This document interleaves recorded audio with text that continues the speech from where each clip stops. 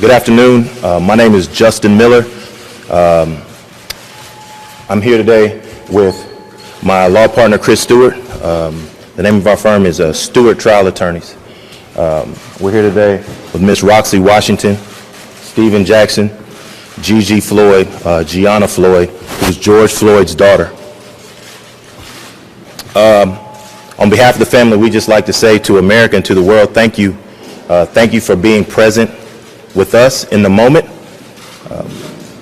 Thank you for caring, and thank you for showing your support. This battle, this fight is not over. And today we just want to show the world that George Floyd is not just a name, not just a meme, and not just something to be chanted. George Floyd was a real person. He was a good person, and he had people that loved him. And so we're here today to show the world these are the people that loved him, especially this young lady here and this young lady here. And with that, I'm going to pass it to my law partner, Chris Stewart, and he'll say a few words.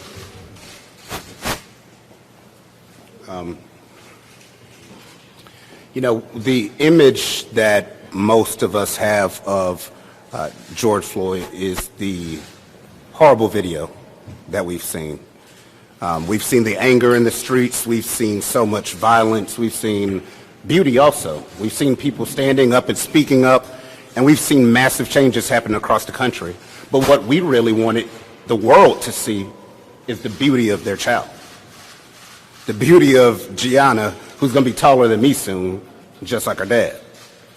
The beauty of Roxy, who is holding up strong throughout this. And the actual situations in life that these things affect. It's not just that someone passes and people are angry in the street. It affects people's actual lives and their futures. So a father was taken.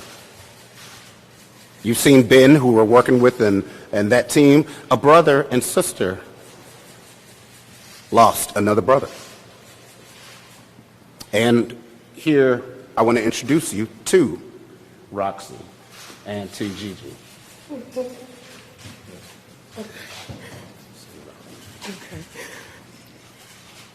Okay. I don't have a lot to say because I can't get my words together right now. But I wanted everybody to know that this is what those officers took from me.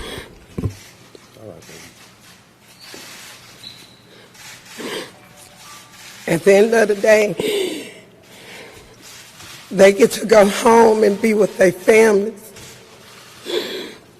Gianna does not have a father. He will never see her grow up, graduate. He will never walk her down the aisle. If it's a problem she's having and she needs her dad, she does not have that anymore.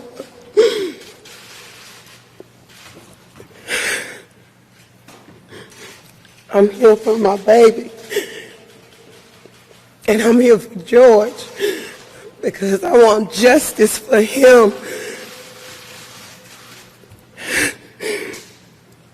I want justice for him because he was good. No matter what anybody thinks, he was good. And this is the proof that he was a good man.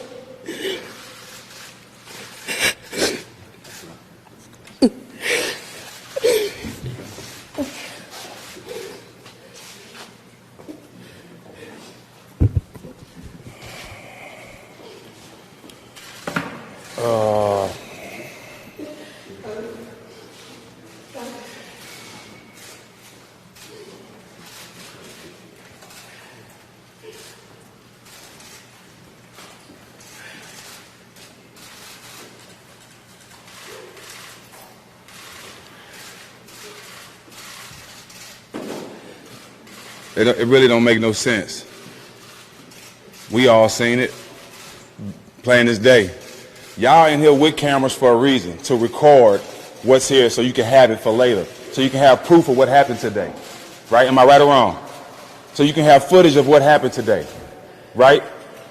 And when you post that footage on your news stations or whatever, you expect people to believe what you're posting and what you video was real, right? Am I right or wrong? Correct. Why is it not that simple when somebody's getting videoed and getting murdered? Why is it not that simple? Why do we have to see her pain? Why do we have to see a daughter getting raised without her father? But you know what? There's a lot of stuff you said that he gonna miss, that I'm gonna be there for. I'm gonna walk her down the aisle. I'm gonna be there for her. I'm gonna be here to wipe your tears. You dig what I'm saying? I'm gonna be here for you and Gigi. Floyd might not be here, but I'm here for her. I'm here to get justice, and we're gonna get justice for my brother. We're not leaving. We're gonna keep fighting. We're gonna put my brother, we're gonna send him home in beautiful ways this week. But I'm telling you, we are not leaving. We demanded justice, and I'm tired of seeing that. I'm not gonna see her hurt every day like this. We need justice. We demand it, and some kind of way, goddammit, we gonna get it. Thank y'all for coming, but this shit has to stop, man. It has to stop.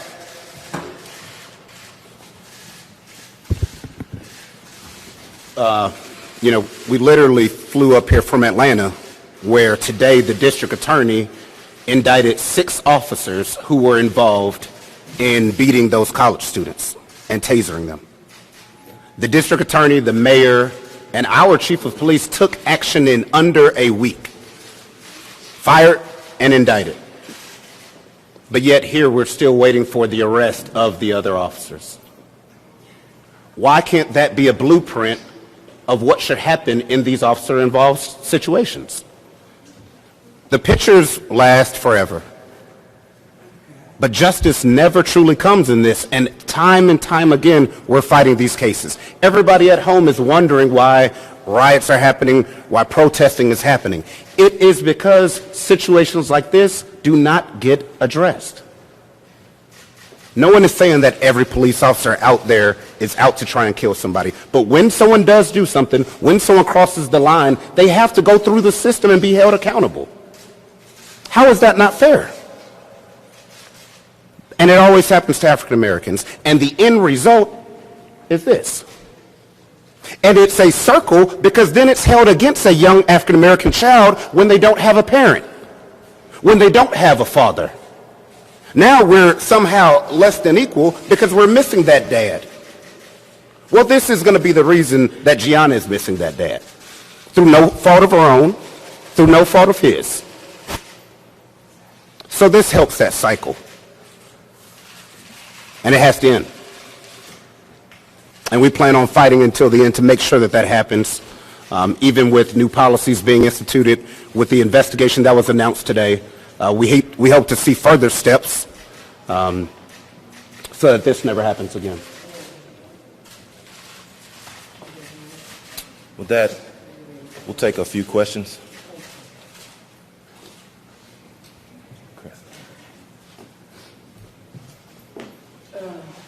And very few, because this is rough.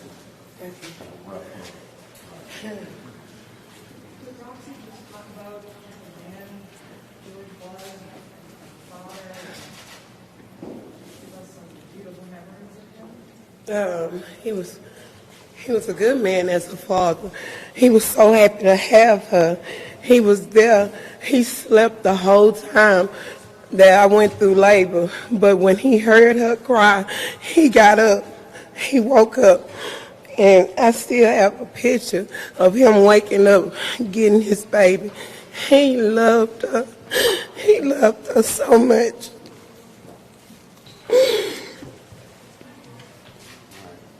One last question. What can you tell us a little bit about what he told you when he wanted to meet you? Why did he what did he tell you? To work, to seek work, job opportunity.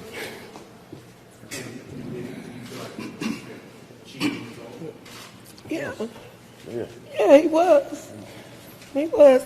He was able to remain part of the Of course he was. He still took care of us. He lived there, but we still had that connection, you know. And he still took care of us. He provided for us. keep living here, working. That was his main reason for moving here. When he called me, his whole reason was coming was to get here, get away from Texas, so he can come and provide for his family, be a better father, be a better provider. His whole reason for being in Minnesota was to work and drive trucks. That's why he came here. And he was doing that. He was doing great here. He was turning the curve. And then this happened. So he was doing his part. So we hope y'all see the human side of George and not just pictures and videos on the internet, and that he has a legacy, a beautiful legacy, that no matter how rough and chaotic the world looks right now, this beautiful little girl is going to have a bright future. Yes, indeed. And, you know, like you said, like Jack said, we're going to guarantee that. Yep. Making sure everybody's held accountable and making sure that our future's bright. So now associate this beautiful little face when y'all think of that memory. And when you see images or some outlets trying to bring up things to destroy a man's name, you think of this every single time you see something like that. Y'all should know this is the frustration I have. This is my brother's 6-year-old daughter. I have a daughter. So this is my frustration. Y'all want to know why I'm here? Why I'm standing? Why I'm here? Because my brother's daughter have to live without him. Look at the tears from Roxy. This is why I'm here. I'm through crying. I'm ready to fight. I'm ready to stand for my brother. I'm ready to get justice for my brother. That's why I'm here. Don't ask me that no more. Thank y'all. Thank you.